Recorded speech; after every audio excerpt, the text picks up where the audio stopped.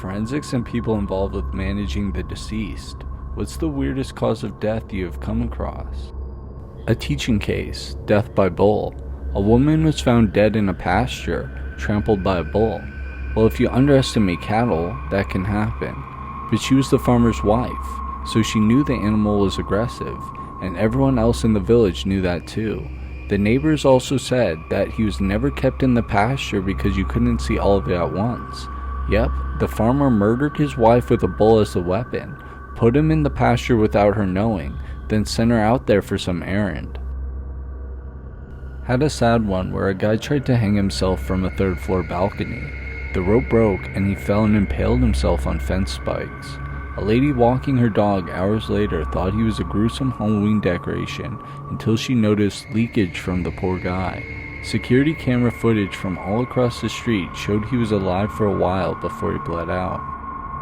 I sometimes have to receive bodies late at night that the police bring in.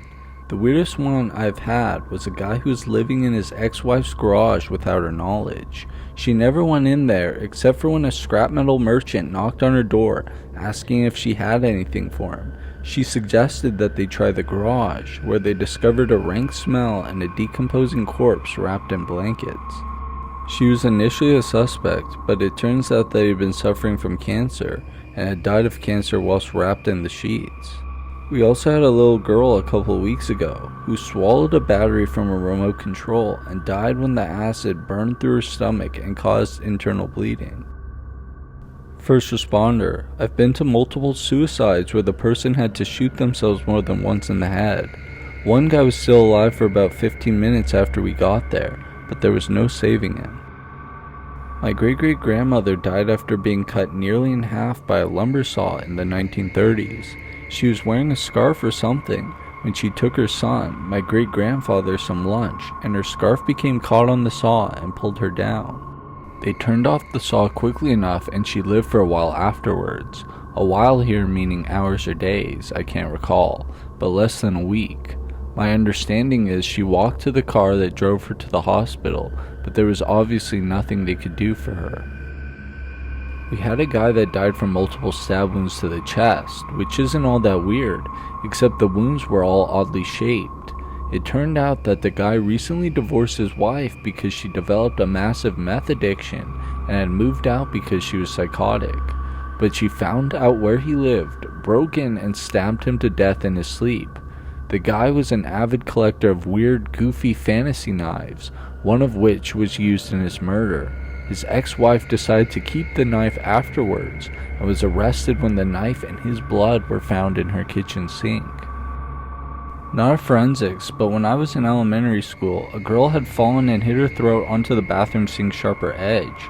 Single circular sink, I believe it was porcelain and the front side was a bit sharper, and cut herself somehow and died.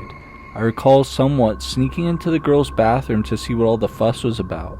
The bathroom I remember was all pink with bloody pieces of bones scattered across the floor. Still cannot fully wrap my head around how that happened exactly, but that's some shit you don't want to see as a kid. Not quite what the question is asking, but I've worked for a 911 center. A little while back, officers got called to check the well-being of a woman who hadn't been to work in 3 days.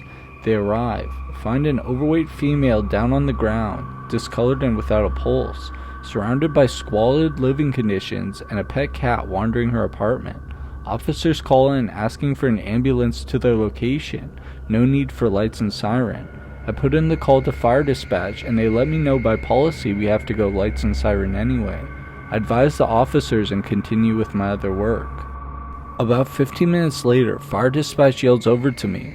Apparently the woman had a diabetic episode and had a heart rate of 20 BPM when the ambulance arrived, which is why officers didn't find any pulse when they checked. EMS took her to the hospital right away and she survived. I can only hope she wasn't conscious much of the 3 days she spent sitting in her own filth, or the half hour that police officers wandered around her before calling for medical assistance.